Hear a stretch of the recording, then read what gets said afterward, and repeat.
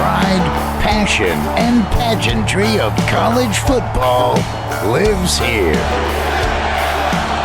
This is the Paul Feinbaum Show, Hour 1 podcast. This might be college football heaven. Welcome in another day. Yeah, we made it. Somehow we have gotten to Tuesday. The football season just feels like it already started with all the controversy and all the bad takes. Good afternoon. Let's get going here.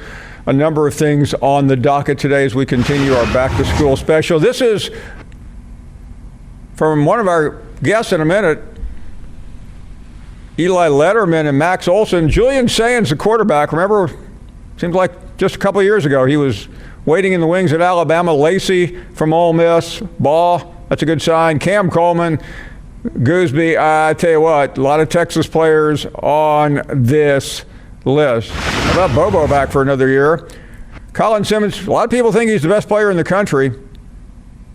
Biles, Bolden, Georgia. How about an Auburn player on there at linebacker? Xavier Atkins. Some big names. Oklahoma, Sandell, they're going to need him because they're going to be in a lot of close games this year. Crenshaw, Niblet. Niblet's another one to keep your eye on.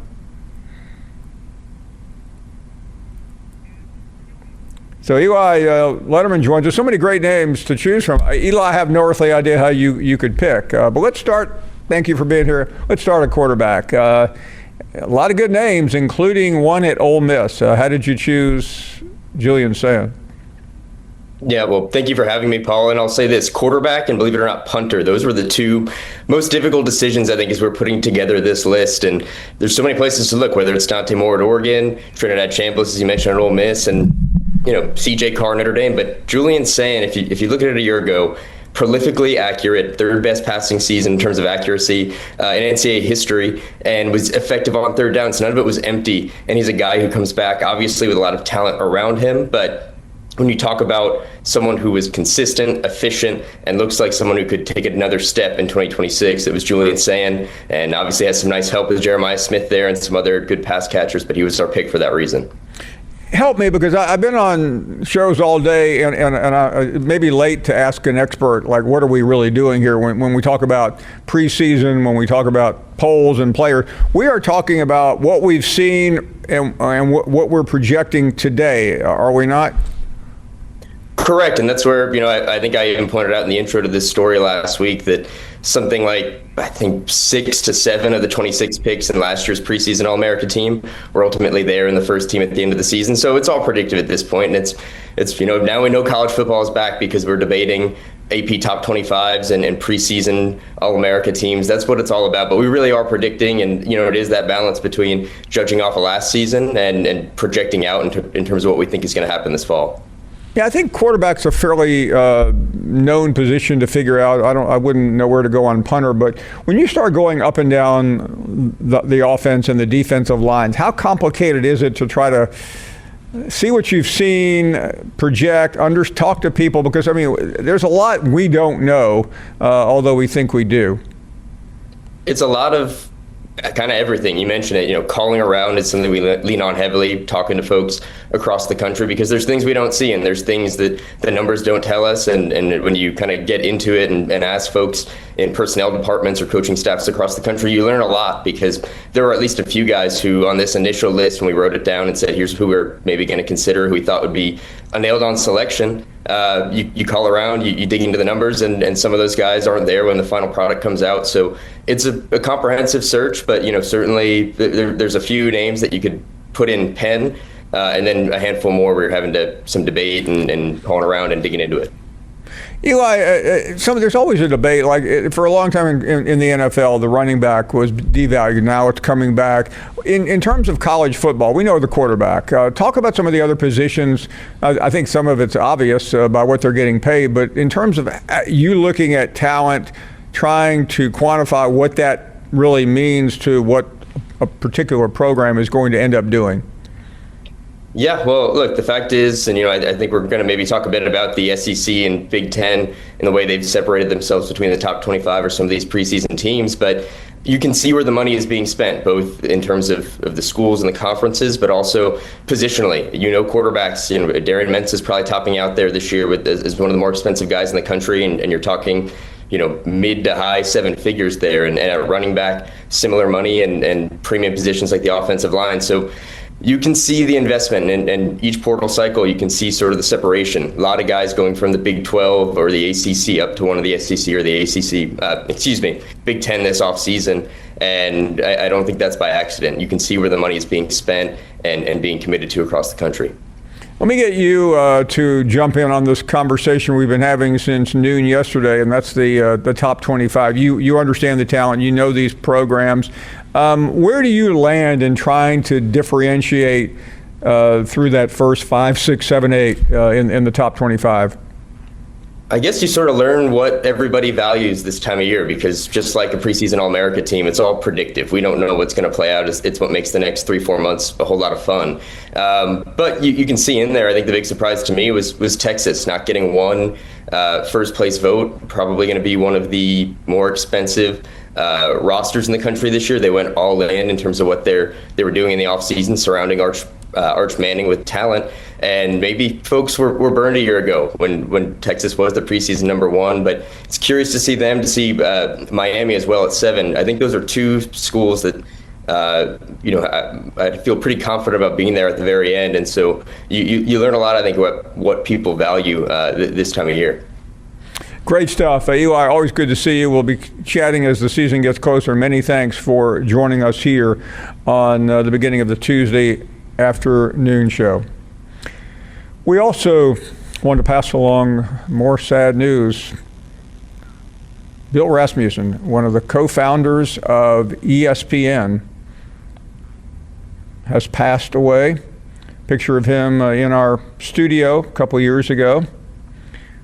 And a truly remarkable individual. He had a book out, about 8 or 9 years ago, and we had a chance to talk to him. And his story, the story of ESPN has been well documented, but he was, I think, the Hartford Whalers ticket manager and got fired and maxed out his credit card. I think he borrowed $8,000 or $9,000 on it and got in with a friend, and that's how it ended up in Connecticut. A lot of people say, why Bristol, Connecticut? That's where they found some cheap land and they built the most remarkable entertainment media company in the world today. We'll take a short break.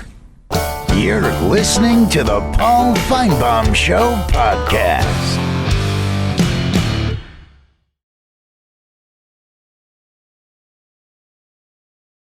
This is what we'll be doing. Fisher Isbell joining us from the Crimson White.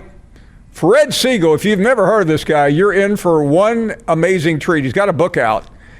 He's the guy that takes bad takes and tweets them out. He's got a few of mine, and you can be guaranteed of that. But you got to see some of the other whoppers. Can't wait to talk to Fred. Ben joins us from the Red and Black.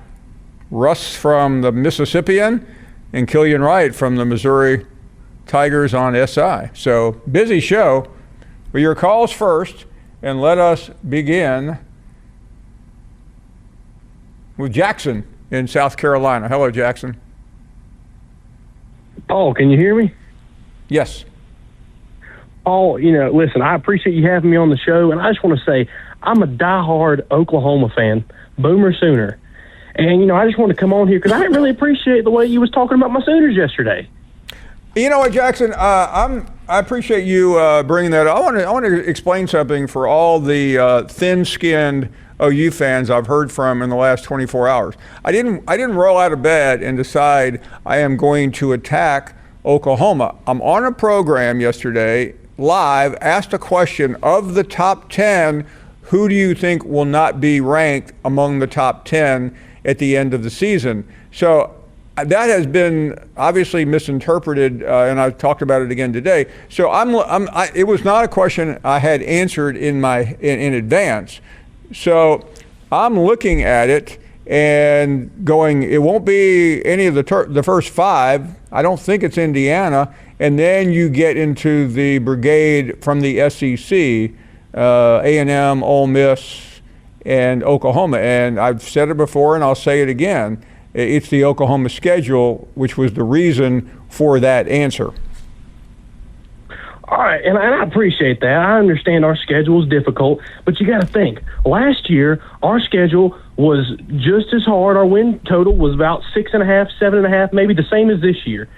And this team is, if not better, is going to be better in every facet of the game than last year. Our defense is going to be just as good or better than last year. I'm talking guys like TJ Adeboire, Danny Okoye, Michael Boganowski. We got guys on that defense.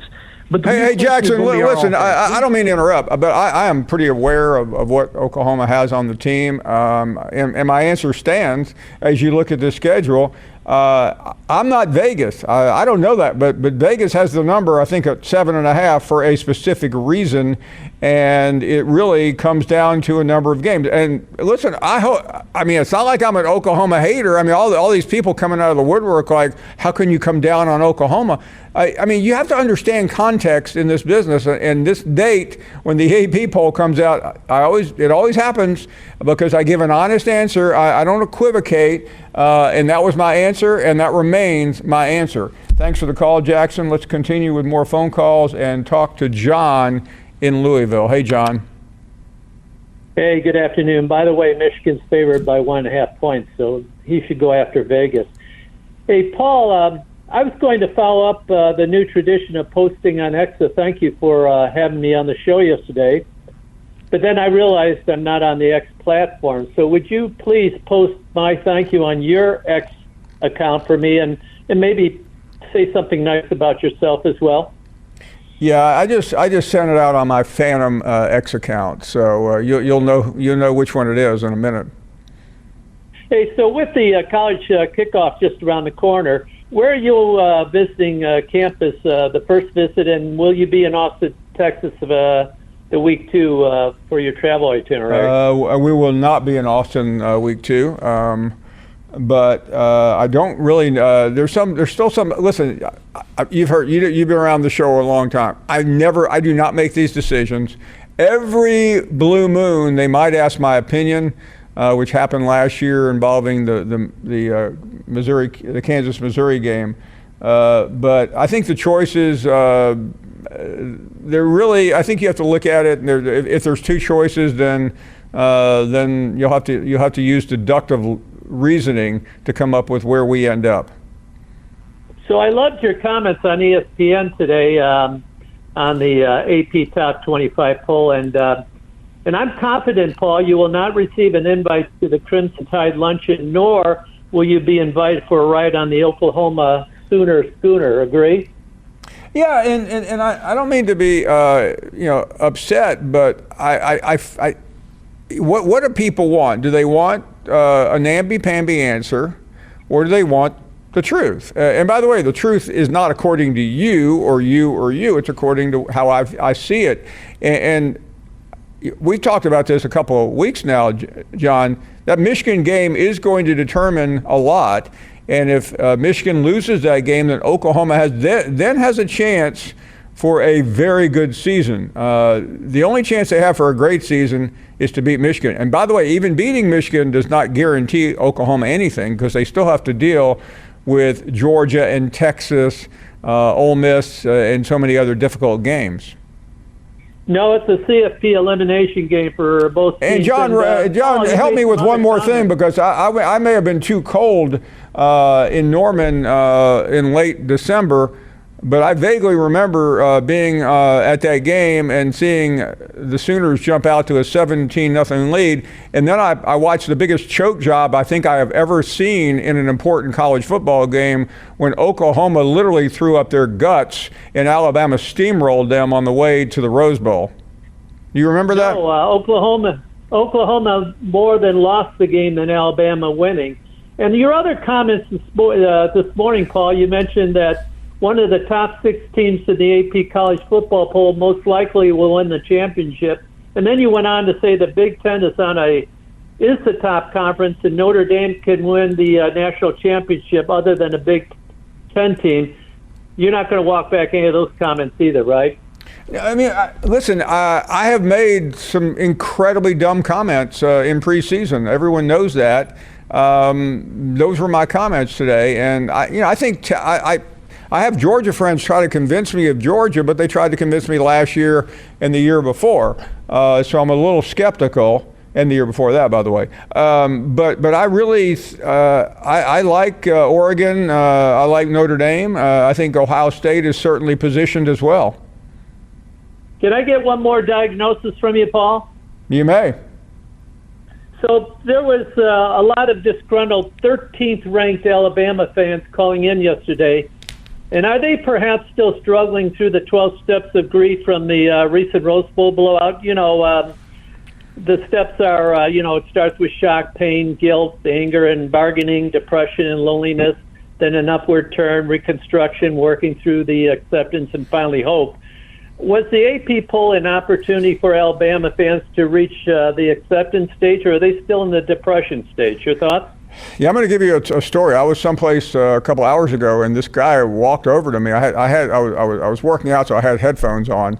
So he was like motioning. I thought maybe he was having an attack or something. So I said, yeah. He said 13. I said, well, what? Like I wasn't sure what he was talking about. He said, how could they put us 13? I said, I don't know. Alabama probably is lucky to be 13. They might have been. They should have been lower. And he walked away. He just stomped his feet and walked away. Like how the nerve of you. Help me with this, John. I realize you're from outside the footprint, but is Alabama automatically a top 5 team just because they have lost 8 games the last 2 years? Does that qualify you for something? Not at all. And I wouldn't take whatever Greg Burns told you seriously either. Well, I tried to tell Greg it was inappropriate of the AD to do that, but he went back to working out, and so did I. Thanks for the call. Pat is up next in Georgia. Hey, Pat. Hey, Paul. Thank you for taking my call. I noticed that the Sports Illustrated poll, they don't have a magazine anymore, and I subscribed to that for many, many years, but they had Notre Dame at number 1. And I listened to why they had it at number 1. Then AP came out yesterday, and you got the likes of Oregon and Ohio, and Georgia's in there at number 3. But I have a hard time trying to figure out why everybody thinks that the teams are where they are, and it has to do with the current status of college football, with the image and likeness and the portal transfers. I mean, it's like that box of chocolates that we talk about. There's a surprise in every football game that's going to be televised this year. Well, that's part of being that's part of the excitement of the game, Pat. Hey, thank you very, very much for the call. We are heading to a break. Been a busy show already, and we've only been on for 25 minutes. Stick around. We go to Tuscaloosa and see what the temperature reading is there among the fans, not the mean temperature. We'll be right back. You're listening to the Paul Feinbaum Show podcast.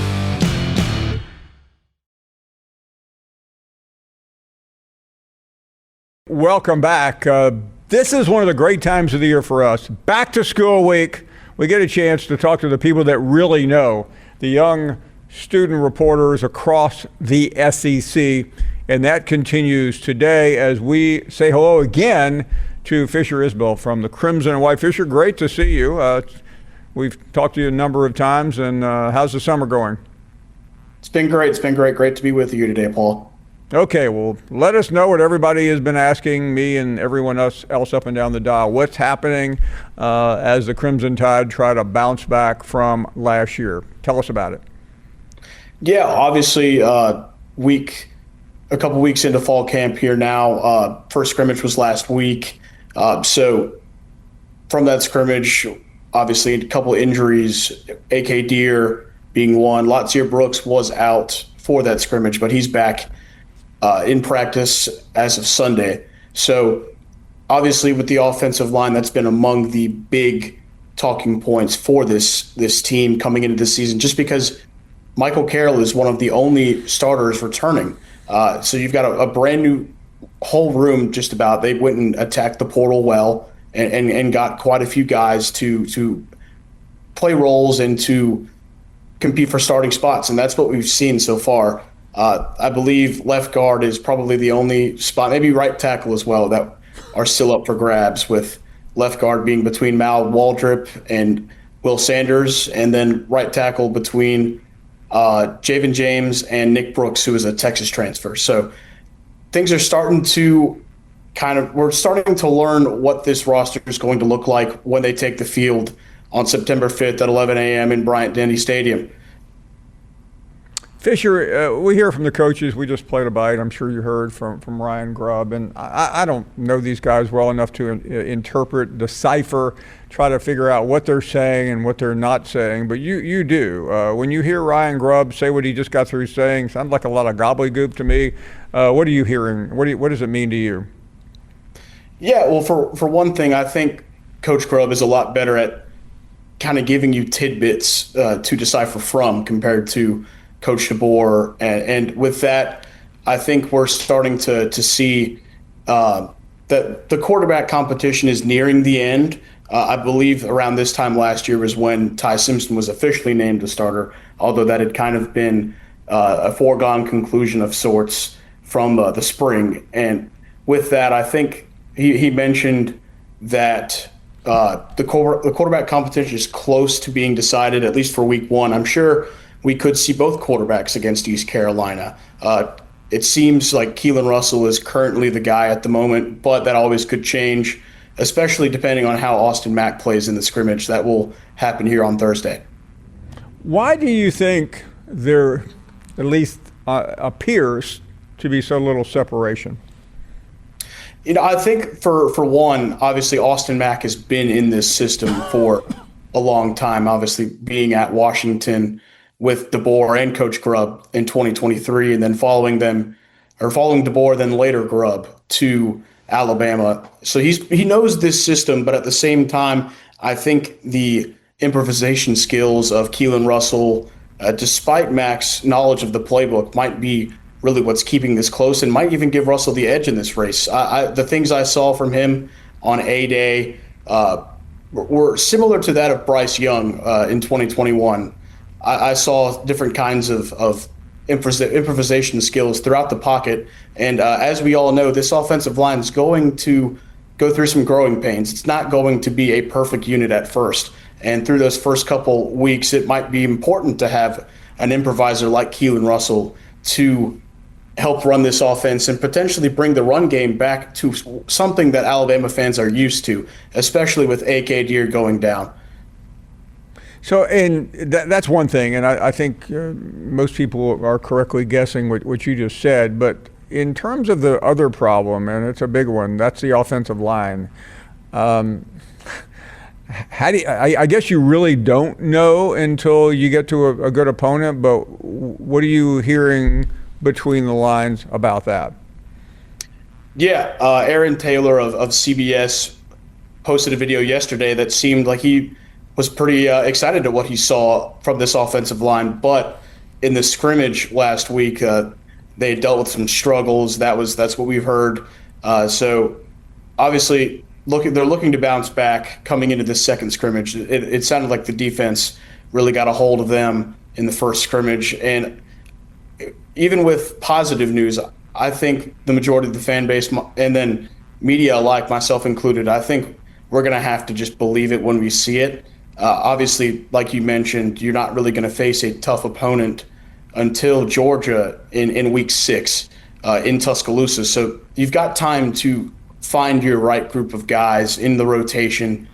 But at the same time, I think we're all going to have to see it to believe it and figure out just how good this unit can be. Obviously, we've seen with Michael Carroll becoming a starter after not starting against Florida State and really kind of becoming an anchor on that offensive line to end last season. So it'll now be up to whether a guy like Jackson Lloyd, who followed Carroll to Alabama as well in that recruiting class. If he can kind of do the same thing just a year later with those two guys. And then Will Sanders he's returning from an injury, so he's not fully 100% just yet. But those three guys are going to be important in the development of this offensive line throughout the first couple weeks before they play Kirby Smart's defense in that front seven on October 10th. Fisher, let's talk a little bit about the ranking that came out yesterday, 13th. It should have been expected. All the preseason magazines have had Alabama low, some even lower than that. The win-loss totals have been bounced around. Just in terms of reaction, cumulatively, what you've been hearing not only yesterday but for a couple of days, if not weeks now, from people on that campus. How are folks at Alabama, the students included, reacting to being at a different tier than they have been in your lifetime? Yeah, it's definitely a new reality in some ways for a lot of these fans, especially the ones that were born in the years just before or just after Coach Saban arrived. But I do think among the students, this was kind of expected, if not maybe lower than 13th in the AP poll, given the amount of talent that left the program with Ty Simpson going to the draft, Caden Proctor also going to the draft, Isaiah Horton leaving for Texas A&M, and others. So it was expected, at least on my end, that this team would not start the season ranked very highly just because there are so many unknowns, and that doesn't equal lesser talent. That just means there are a lot of guys that haven't proven it on the field for Alabama. And with the transfer portal era, even when you bring in as many guys as they did for that offensive line, it really just depends on if they can gel together. And with those kind of unknowns, I think 13th is about where I would put Alabama as well. I think most of the students have this. It's been about expected for them. I know for a lot of fans as well, that's not been the case just because they've been in the top 10 in the preseason poll since 2008, and this is the first year since. So I think it's expected from the students just because they're in and around this program. They walk to class, they hear things on the practice field, things like that. I think this team flying under the radar is also where it wants to be, just because obviously Alabama, with what Nick Saban made it, what Coach Bryant made it, the spotlight's always been on this program. So I think the kind of smoke screen that Coach DeBoer has been able to get in this preseason might end up benefiting them here coming down the line. Can you elaborate a little bit on that? Because I mean, obviously DeBoer did play a role in Alabama being ranked where it is by losing 8 games over 2 years. But what does that mean? Because I've heard him relate to it as well. Like, we're aware of what everybody thinks of us, but how does that? How is that part of Kalen DeBoer's DNA? What has he done in your mind to put up this smoke screen? And how do you think it is playing? I'm assuming you're saying it's playing pretty well. Yeah, obviously, with the Florida State game last year, the kind of narrative leading up into that game with Tim Keenan and other members of the Alabama defense responding to Tommy Castellanos' comments. I think things like that, the coaching staff has learned from. Guys are not necessarily being as adamant in that regard with things on social media this summer. And I think that's kind of just how Coach DeBoer has operated since he got to Tuscaloosa. In his first season, he was a little more active on social media. That hasn't been the case since. So I think Coach DeBoer likes this kind of quietness. I know, obviously, coming in from Washington and replacing the greatest head coach of all time, you're going to get a huge amount of spectacle. But I think Coach DeBoer, obviously, with the amount of talent lost last year, the media may not be as high on this team as Coach DeBoer is, and I think that's probably where he wants to be, especially considering how they started the season last year with that loss in Tallahassee and the amount of chatter that was brung about before that game.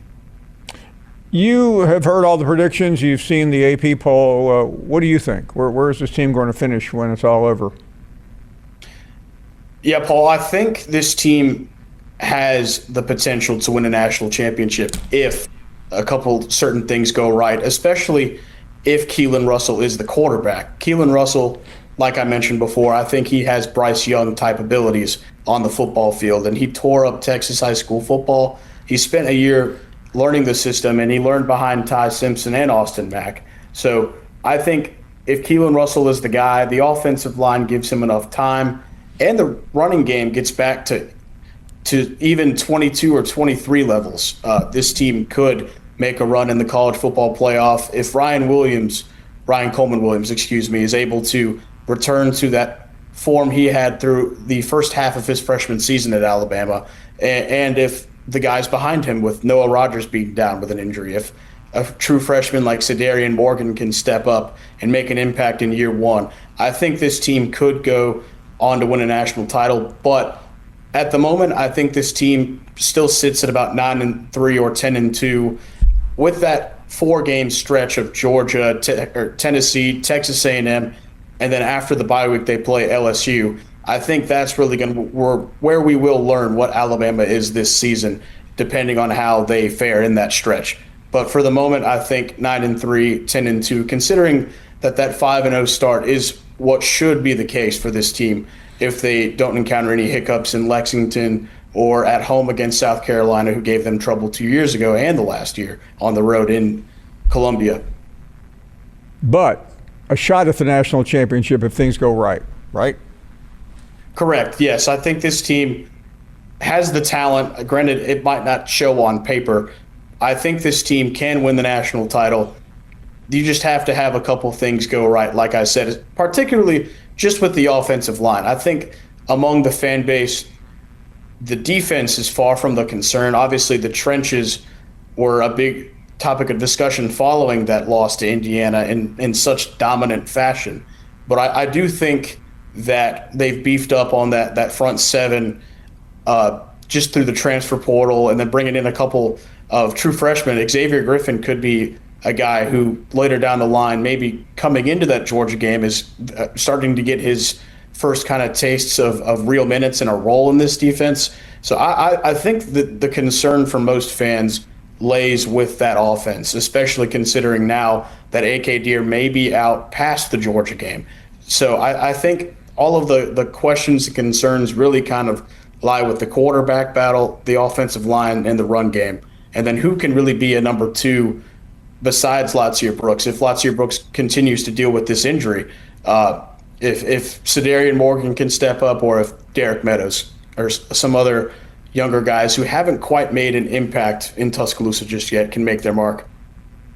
Fisher Isbell from the Crimson White. Thank you very much, Fisher. We'll see you soon when we get down there. All our best. So a quick break here. More to come. More guests. More campus visits when we come back. You're listening to the Paul Feinbaum Show podcast.